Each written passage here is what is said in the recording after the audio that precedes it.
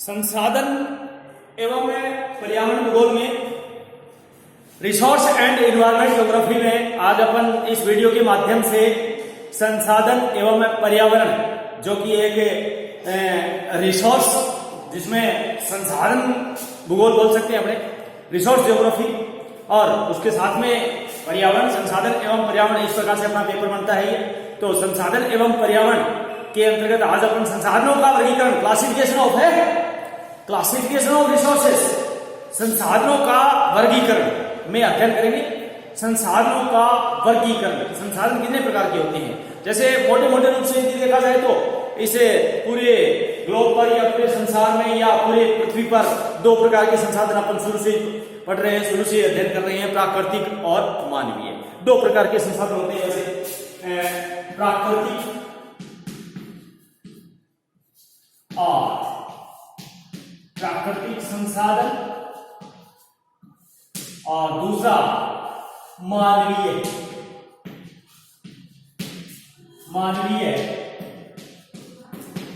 संसाधन।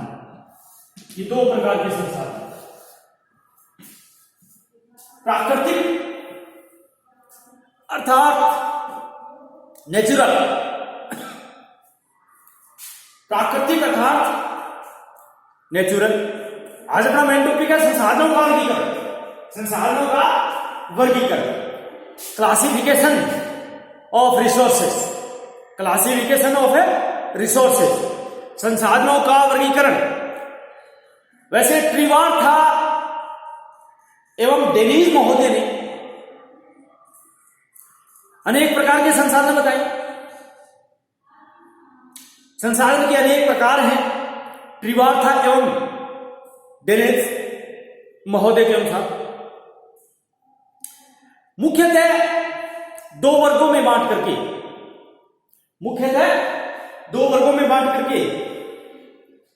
अध्ययन किया जाता है। दो वर्गों में बांटा जाता है। इन्हें मुख्यतः दो वर्गों में बांटा जाता है।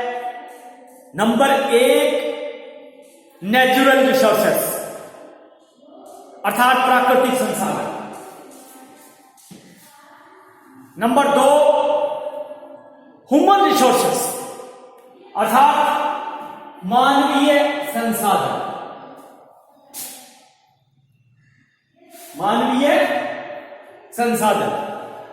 ह्यूमन रिसोर्सेस, मानवीय संसाधन। प्राकृतिक संसाधन प्रकृति द्वारा मानव को प्रदत्त पदार्थों को प्राकृतिक संसाधन कहा जाता है।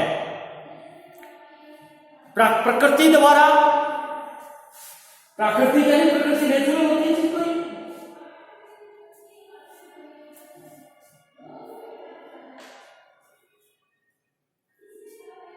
प्राकृतिक संसाधन अर्थात प्रकृति द्वारा मानव को प्रदत्त पदार्थ को प्राकृतिक संसाधन कहा जाता है। इस दृष्टि से प्राकृतिक पर्यावरण के तहत प्राकृतिक पर्यावरण के तत्व तथा पदार्थ, इस दृष्टि से प्राकृतिक पर्यावरण के तत्व तथा पदार्थ जैसे भूमि, मिट्टी, जल, वनस्पति, खनिज, जीव जंतु इत्यादि मानव उपयोगी प्राकृतिक संसाधन हैं।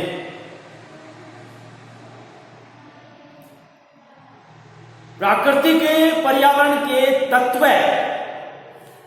तथा पदार्थ, प्राकृतिक पर्यावरण के तत्व तथा पदार्थ। अब कौन कौन से तत्व एवं पदार्थ हैं? यथा भूमि है, मिट्टी है, घास है, जल है, वनस्पति है, खनिज है, जीव जंतु है तथा मानव उपयोगी प्राकृतिक संसाधन है। कई प्राकृतिक तत्व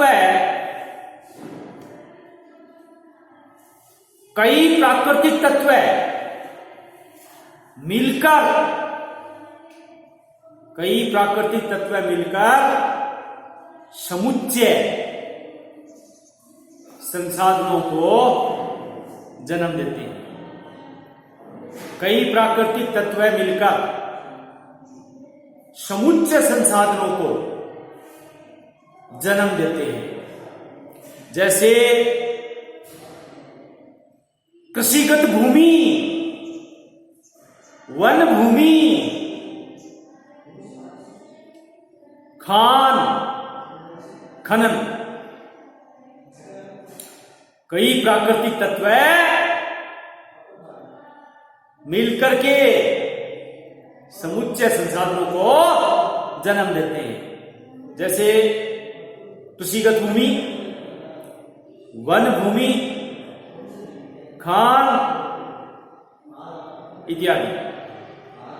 कृषिगत भूमि प्रकृति के विभिन्न तत्वों, कृषिगत भूमि प्रकृति के विभिन्न तत्वों जैसे भूमि, मिट्टी, वर्षा, ताप, आर्द्रता, जीवाश्म जिसको हुमस बोलते हैं, जीवांश आदि का एक समन्वित रूप है। कृषिगत भूमि, वन भूमि, खान, ये क्या है? प्राकृतिक तत्व मिलाकर के एक समुच्चय संसाधनों का जन्म देते हैं। ये किस प्रकार?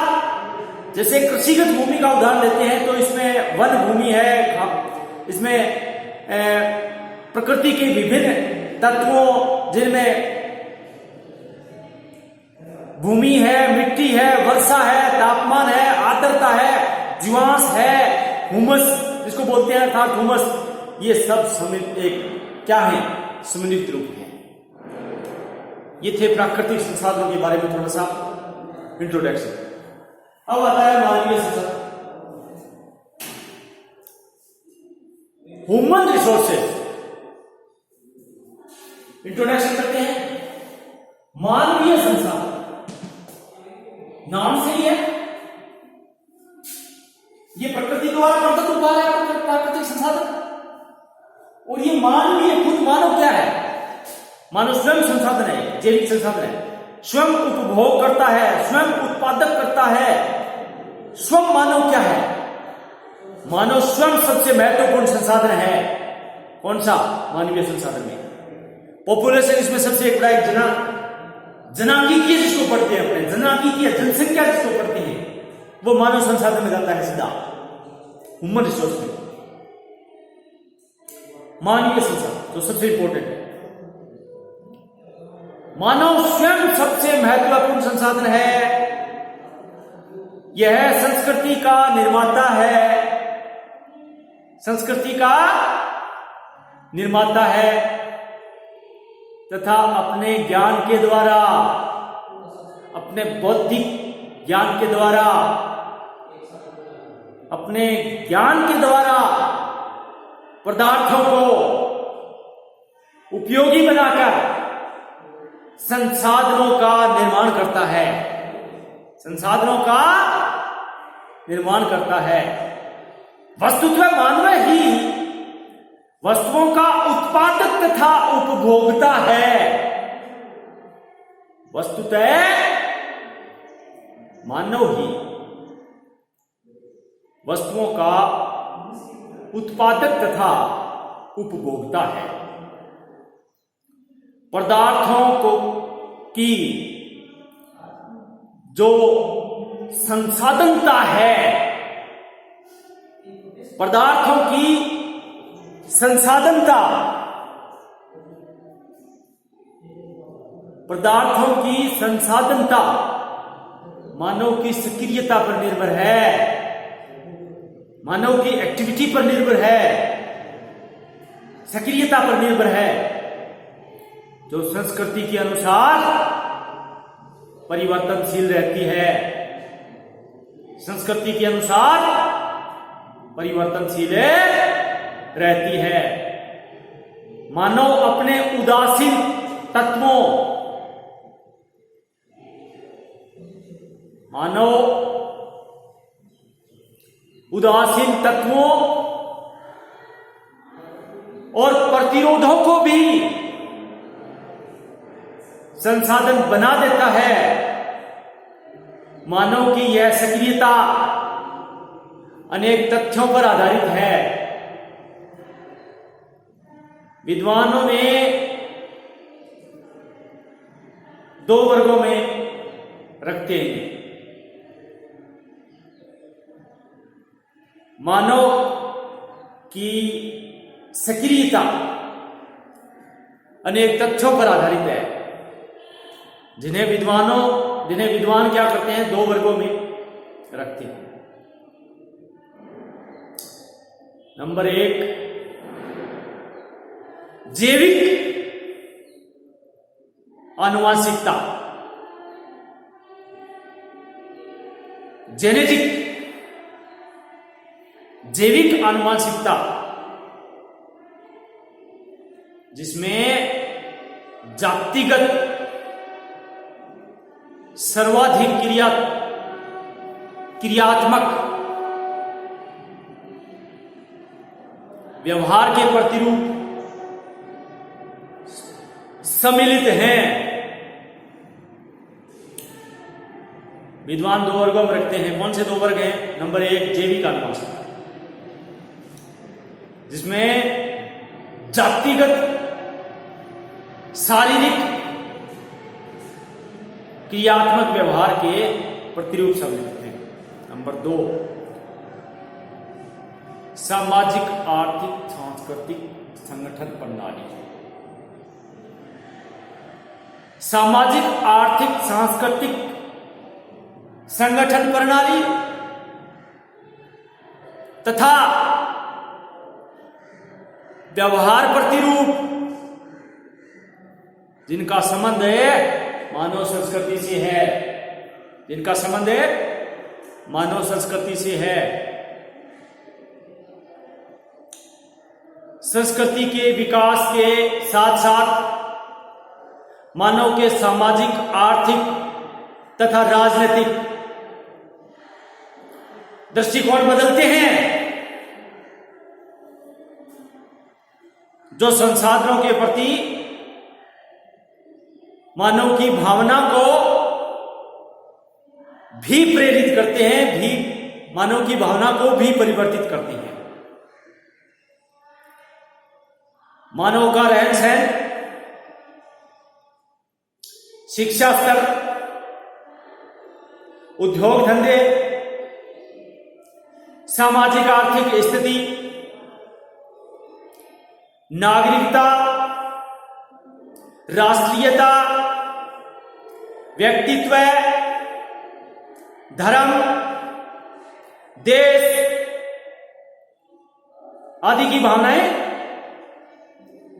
राष्ट्रीयता, नागरिकता, राष्ट्रीयता, व्यक्तित्व, धर्म, देश के आदि की भावनाएं संसाधनता के स्वरूप को परिवर्तनशील बनाते हैं।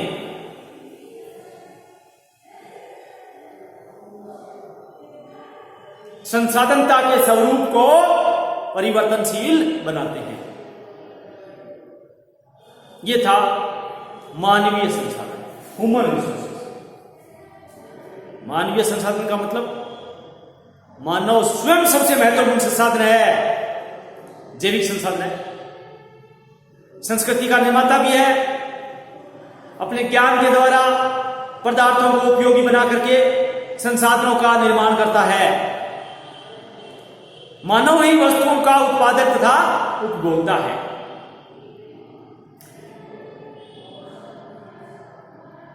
अब आता है प्राकृतिक संसाधनों का वर्गीकरण। प्राकृतिक संसाधनों का वर्गीकरण। ये तो हमने पहले कॉमन चीज पढ़ी थी, classification of natural resources, classification of a natural resources, प्राकृतिक संसाधनों का वर्गीकरण। प्राकृतिक संसाधनों का वर्गीकरण अनेक आधारों पर किया जाता है। प्राकृतिक संसाधनों का वर्गीकरण अनेक आधारों पर किया जाता है। प्राकृतिक संसाधनों का वर्गीकरण है अनेक आधारों पर किया जाता है। नंबर 1, प्राणी शास्त्रीय आधार पर वर्गीकरण। प्राणी शास्त्रीय आधार पर वर्गीकरण। प्राणी शास्त्रीय आधार पर वर्गीकरण, इसमें 2 रूप हैं। प्राणी शास्त्रीय आधार पर वर्गीकरण है की दृष्टि से संसाधन के 2 प्रकार होते हैं। संसाधन 2 प्रकार के होते हैं प्राणी शास्त्रीय आधार पर वर्गीकरण के आधार पर। नंबर 1, जैविक, बायोटिक बोलते हैं इसको, बायोटिक रिसोर्सेस, जैविक संसाधन। और नंबर 2, अजैविक, एबायोटिक, अजैविक संसाधन। प्राणी शास्त्रीय आधार पर संसाधन 2 प्रकार के होते हैं। जैविक संसाधन, इसके अंतर्गत अर्थात जैविक संसाधन के अंतर्गत प्रकृति के जीवन युक्त तत्व है।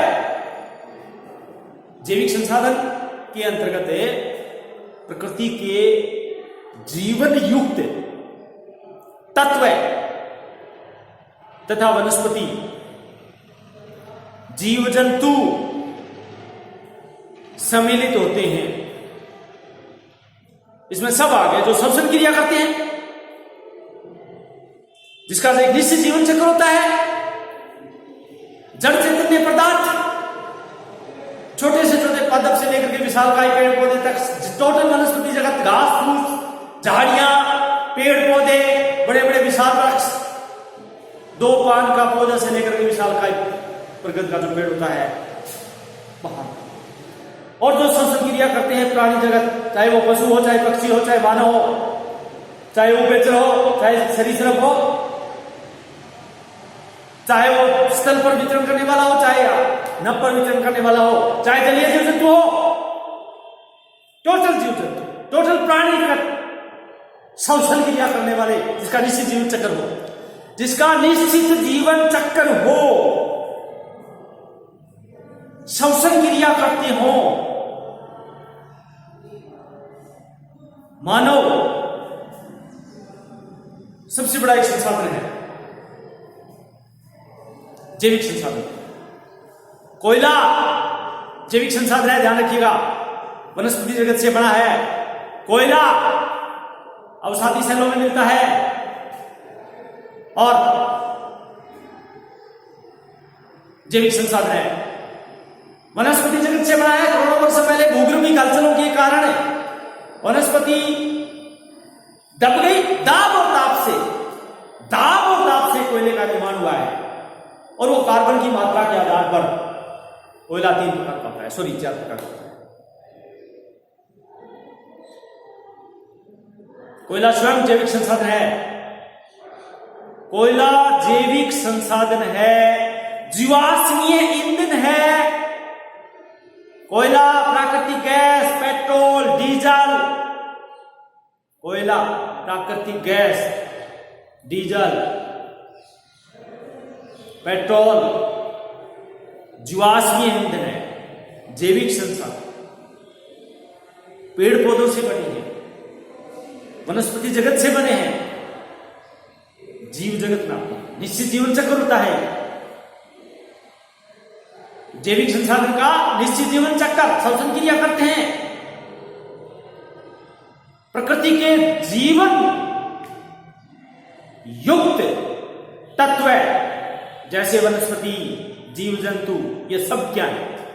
सब जैविक संसाधन में सम्मिलित है। दूसरा, प्राणी शास्त्रीय आधार पर वर्गीकरण, जिसमें पहला अपन ने जैविक संसाधन किया, दूसरा अजैविक संसाधन।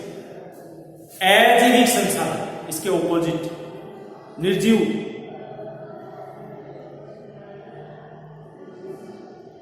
प्रकृति की निर्जीव वस्तुएं, इसमें सभी सम्मिलित हैं। निर्जीव मर्दा है, निर्जीव है, चौक है, निर्जीव है। जो निर्जीव वस्तुएं हैं वो इनमें सब सम्मिलित हैं अजैविक में। अजैविक संसाधन में प्रकृति में संपूर्ण अजैविक, संपूर्ण जो निर्जीव वस्तुएं हैं उनको शामिल किया जाता है।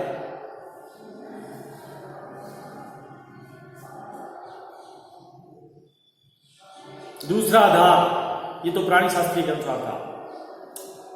दूसरा आधार अभी अपन ये कर रहे हैं प्राकृतिक संसाधनों का वर्गीकरण, दो वर्गों में बांट करके अध्ययन करें।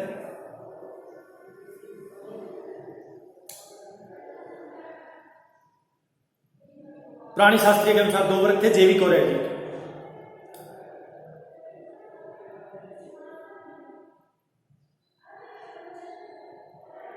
दूसरा आधार आता है समाप्यता तथा वितरण, डिस्ट्रीब्यूशन बोलते हैं। वितरण के आधार पर भूतल पर प्राकृतिक संसाधनों का विषम वितरण पाया जाता है। भूतल पर प्राकृतिक संसाधनों का विषम वितरण पाया जाता है। संसाधनों की विविधता, मात्रा तथा प्राप्ति, आवर्ती की दृष्टि से संसाधनों का वितरण बहुत ही असमान है। जिम्मरमैन महोदय ने तो,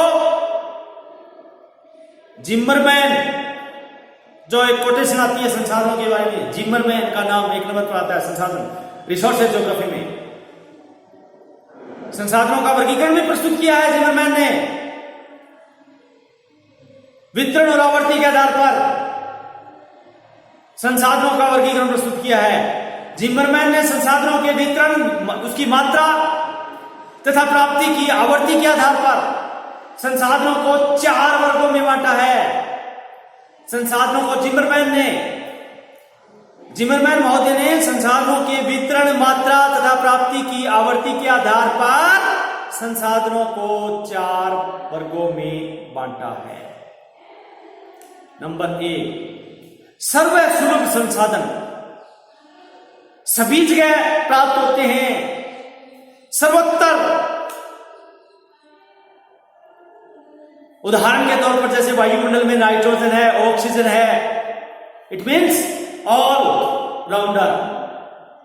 चाहे आप अमेरिका चले जाओ, चाहे आप यूरोप चले जाओ, चाहे कनाडा चले जाओ, चाहे दक्षिण अमेरिका चले जाओ, चाहे दुनिया के किसी भी कोने पर चले जाओ, सर्वसुलभ,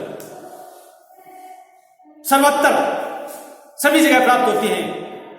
जैसे तापमान है, वायुमंडल है, वायुमंडल में नाइट्रोजन है, ऑक्सीजन है, ये क्या है? ये सर्वसुलभ संसाधन है। और जिम्मरमैन ने एक वर्ग बताया इसका। दूसरा जिम्मरमैन ने कौन सा वर्ग बताया? सामान्य सुलभ संसाधन, जो अधिकांश क्षेत्र में प्राय मिलते हैं, ज्यादातर क्षेत्र में मिलते हैं। जैसे कृषि योग्य भूमि है, जल है, पशु है, ये क्या है? ये सामान्य सुलभ है, आसानी से मिल जाते हैं, इतनी कठिनाई से नहीं मिलते। एक कॉमन बोलते हैं अपने कम्युनिकेशन के आधार पर, थोड़े कदम चलेंगे, जल की प्राप्ति हो जाएगी, पशु भी दिखेंगे, कृषि योग्य भूमि भी दिखेगी। तो ये सामान्य सुलभ संसाधन। एक होता है विरल संसाधन, तीसरा आधार बताया विरल संसाधन, जो कहीं कहीं मिलते हैं। जिमरमैन ने तीसरा जो आधार बताया है प्राप्ति का, वो है विरल संसाधन। हर जगह नहीं मिलते हैं। कोयला हर जगह नहीं मिलता है, खनिज तेल है वो हर जगह नहीं मिलता है, सोना हर जगह नहीं मिलता है, चांदी हर जगह नहीं मिलती है, यूरेनियम हर जगह नहीं मिलता है।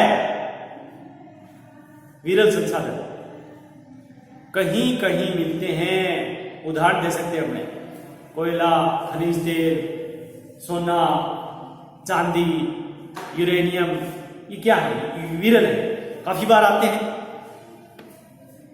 छोटे एग्जामों में आते रहते हैं।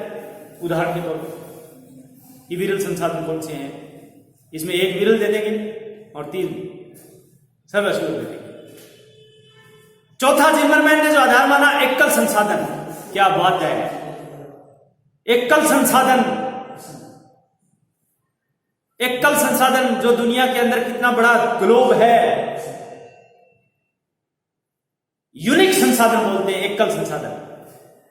केवल एकाध स्थान पर मिलते हैं। उदाहरण बहुत अच्छा है, ग्रीनलैंड में क्रियोलाइट और नाइजीरिया में कोलंबाइट। नाइजीरिया में कोलंबाइट और ग्रीनलैंड में, जो द्वीपों में सबसे बड़ा द्वीप है, द्वीपों में दुनिया में द्वीप है, उसमें ग्रीनलैंड सबसे बड़ा द्वीप है कहां? कनाडा के, उत्तरी अमेरिका के, उत्तरी अटलांटिक महासागर के उत्तरी छोर पर ग्रीनलैंड, लेब्राडोर की जहां धारा उतरती है, कनाडा, ग्रीनलैंड। और ग्रीनलैंड में क्रियोलाइट,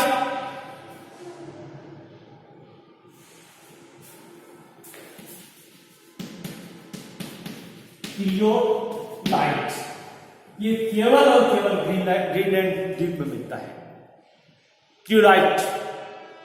और नाइजीरिया में कोलंबाइट।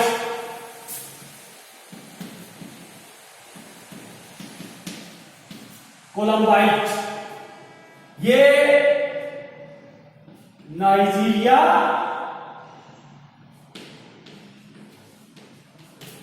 और ये ग्रीनलैंड। केवल ग्रीनलैंड में क्रियोलाइट और कोलंबाइट नाइजीरिया। अफ्रीकी देश है नाइजीरिया, घाना। तो ये नाइजीरिया मिलता है। ये क्या हो गया? विरल, एकल संसाधन। तो जिमरमैन महोदय ने संसाधनों के वितरण, मात्रा तथा प्राप्ति की आवृत्ति के आधार पर 4 मार्ग बताए। सर्वसुलभ जैसे वायुमंडल में नाइट्रोजन ऑक्साइड, सामान्य सुलभ नंबर 2, अधिकांश क्षेत्रों में कृषि भूमि, योग्य भूमि है, जल है, वसु है। नंबर 3, विरल, कहीं कहीं मिलते हैं, जैसे कोयला है, खनिज तेल है, सोना है, चांदी है, यूरेनियम है।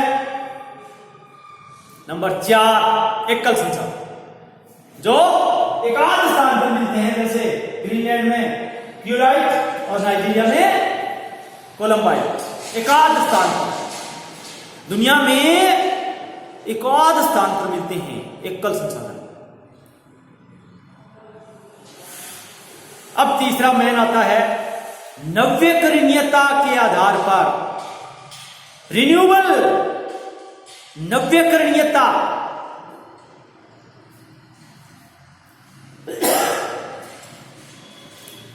नव्यकरणीय, रिन्यूअल।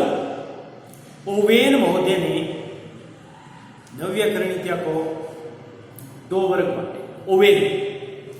ओवेन महोदय ने नव्यकरणीय संसाधनों को एक आधार मान करके 2 वर्ग बनाए, अक्षयशील और क्षयशील। इसका वर्गीकरण संसाधनों के गुणों, परिवर्तनशीलता तथा पुनः प्रयोग पर आधारित है। उन्होंने संसाधनों को के परिप्रेक्ष्य में एवं संरक्षण कंजर्वेशन के उपाय भी सुझाए हैं ओवेग महोदय ने। और उनके अनुसार संसाधनों का जो वितरण है, जैसे अक्षयशील और क्षयशील।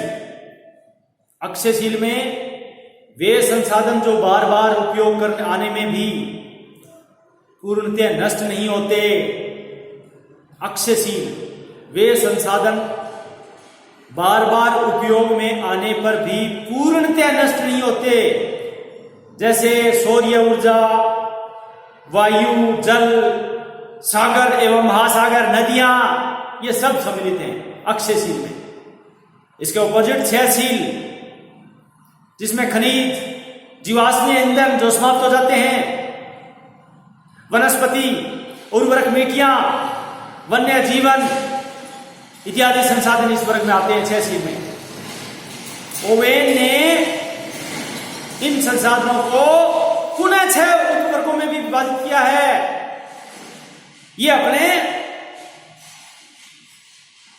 अगले पार्ट 2 में जो संसाधनों का वर्गीकरण है, ये पार्ट 1 है और पार्ट 2 में अगले अध्ययन करेंगे। आज के वीडियो में अपन इतना ही।